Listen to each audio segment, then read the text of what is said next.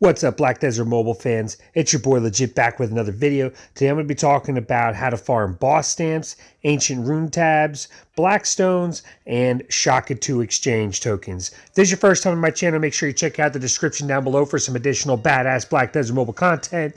You won't be disappointed. With that being said, let's get started. In order to be able to do this successfully, you need to know how to teleport properly, and you need a horse that has fast speed boost. Let me show you how to teleport properly. So there's a couple ways to do that. First way to do that is you're going to go to the world map, and let's go to South Medea, for instance. So I'm in Tariff. Now, if I wanted to get to Omar Lava Fields, there's two ways I could do that. I could click on Omar Lava Fields, and it's going to run me through a Hato farm to Omar Lava Fields if I wanted to get to Omar Lava Cave. The fastest way to do that is actually to teleport to Omar Lava Cave. It actually has a teleport feature inside of Omar Lava Cave, so you can teleport right there. The same holds true for Main's Cave. You can get right to Main's Cave by teleporting. If you wanted to go to Main's Hideout, you have to run, so you want to make sure you select the right territories that have the teleport feature inside of them. Same holds true for Wandering Rogue's Den. It's always the last spot at the bottom. The one at the bottom right there, abandoned Iron Mines work site, and then Marnie's underground facility as well. The one that's tricky here that you really have to pay attention to is Soldier's Grave. It's not Soldier's Grave, it's Soldier's Grave's Depth that has a teleport. So if you want to go to Soldier's Grave, you'd actually have to teleport to Soldier's Grave Depth first. That's the first thing. Let's go back real quick. If you wanted to teleport, if you wanted to get to Kron Castle, you could automatically teleport to Kron Castle. If you wanted to run to Kron Castle, if you wanted to get to Kron Castle entrance, you'd have to run. So why is it important to know where to teleport? Well, if I wanted to go to Kron Castle entrance, I could actually just autopath from Vela, and it's going to teleport me to Ewaz Hill, and then I have to run all the way through this territory to get to Kron Castle entrance. That's a lot of time wasted. I mean, I know it's only like 30-45 seconds, but in the end game, that's a lot of time wasted. The fastest route to teleport to places, what I do is I actually teleport to Velia, and then I teleport to Kron Castle. If I go to South Medea, I teleport to Abun Village or Tariff, and then I can teleport to one of the other territories a lot quicker, as opposed to running everywhere. This is going to help you out with speed. Speed is very important for this. The second part that's important is having a horse with a lot of speed on him. The horse that I have equipped right now I was using for leveling. I do have a horse that I did use for a few hours to run these tests on.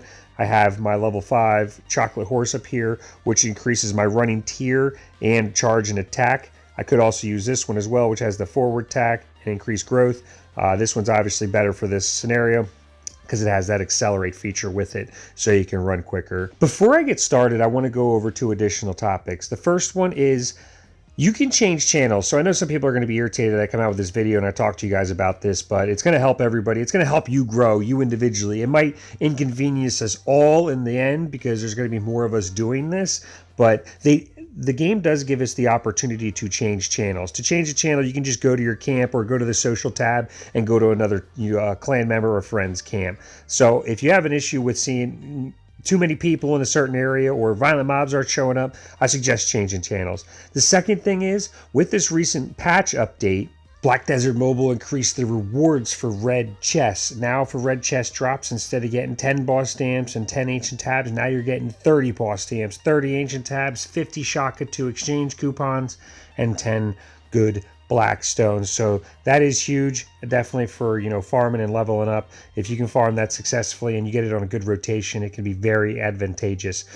I'm actually going to show you how to do that. I'm going to give you a rotation that I've used. I'm going to start from Kron Castle. I'm going to go to Kron Castle, Castle Patrol route, and then Kron Castle entrance. Once you finish at Kron Castle entrance, you then can go to South Medea.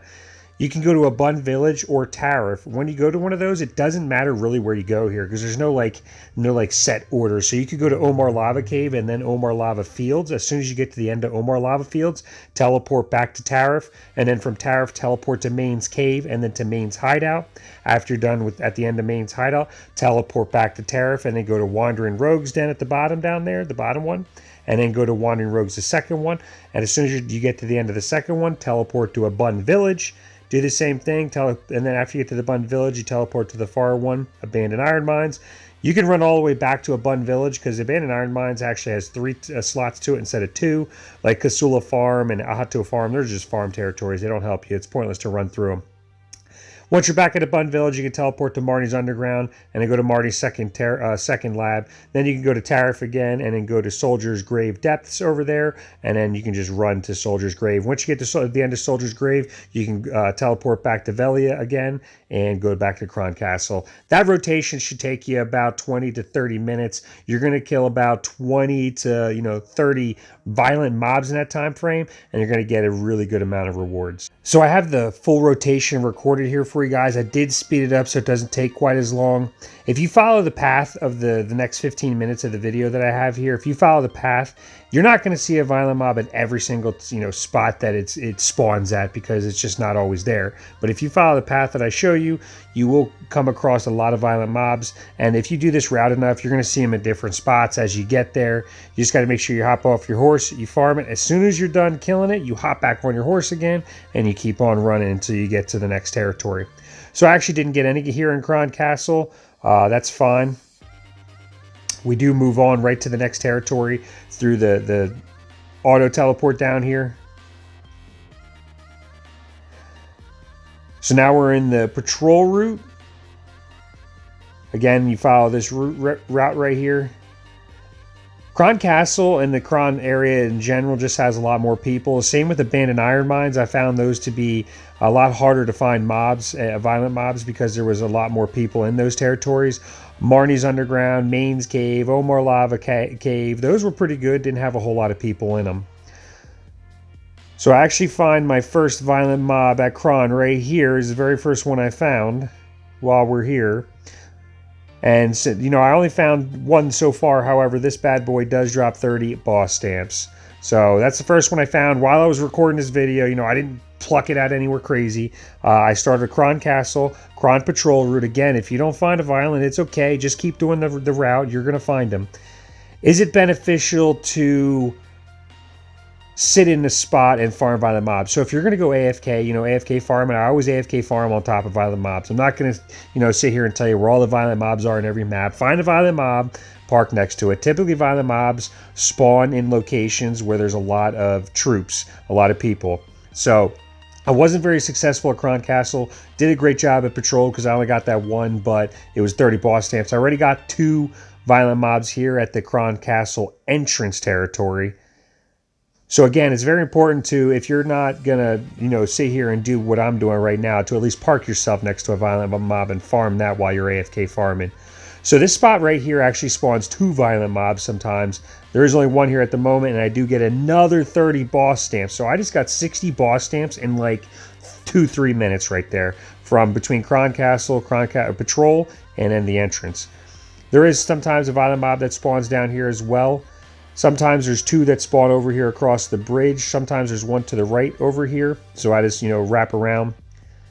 And then right about here, I stop the horse and I teleport to Abandoned Iron Mines, Abund Village, and then Abandoned Iron Mines. I start, on the outside. You want to try to work your way around the perimeter if possible. And you want to try to cover as much territory as you can. What's nice about the violent mobs is they're going to show up before regular mobs, so you're going to be able to see those a lot more. Again, this is the 3rd place in Abandoned Iron Mines, so I don't think I find any here just because you can see there's so many people here farming. It's a little crazy at this territory. We get to the next 2 territories, we do start farming them. The reason this is beneficial is because you do run across them sometimes, and it's still a lot quicker than running through the farm territories.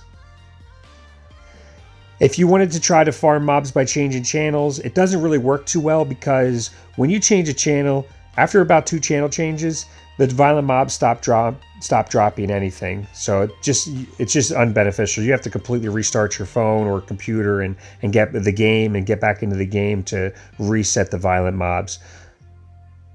So I don't recommend changing channels too much. If you got to change channel once, maybe twice to get away from other people or to try to get them to respawn again, that's fine. But don't do it too much because it will mess up with their drop rates. Violent mobs aren't a guaranteed red chest. They're a guaranteed blue or above chest, and they don't always drop stuff. It's probably about 70% of the time they drop stuff. So if you come across where they're not dropping anything after a little while, you're going to want to reset your game.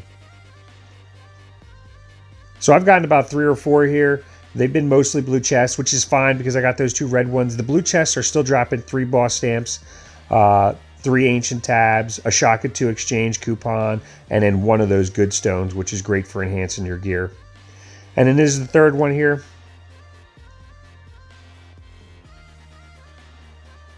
Like I said, if you follow this rotation, you follow these steps, equip yourself a horse, you understand how to teleport properly, you can make this very successful. Get a lot of boss stamps. So I'm not getting as much silver because I'm not farming. I'm not getting as much of the extra goodies, but you know, 60 boss stamps, that's a lot of silver in boss stamps. I mean, that is 20 boss rushes that I can do at 60,000 silver a pop. That's 1.2 million silver right there. So don't get discouraged if you think you're not making as much. Once you start getting those boss stamps and those ancient tabs drop in, and I mean, I have 150 Shaka 2 exchange coupons right now. I have like 600 boss stamps right now, all from farming the past 2 days doing this killing violent mob route.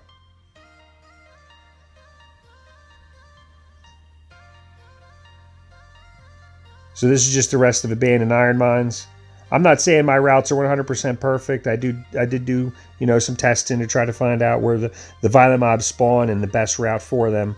These are the ones that I found most successful. Again, I just typically go to Wandering Rogue's Den right from abandoned iron mines. I'm not sure why. I do Marnie's Underground, Marnie's Second Lab. The rest of this video just covers, you know, every single territory for you guys. It shows you the routes to go. I do stop off and kill every violent mob. I hope that helps you guys out. Make sure you guys get out there and farm and find those violent mobs. Try this video or try this route out. Tell me if it's helpful. If you found this video helpful, make sure you hit the like button as well as thinking about subscribing. With that being said, I will see you next time.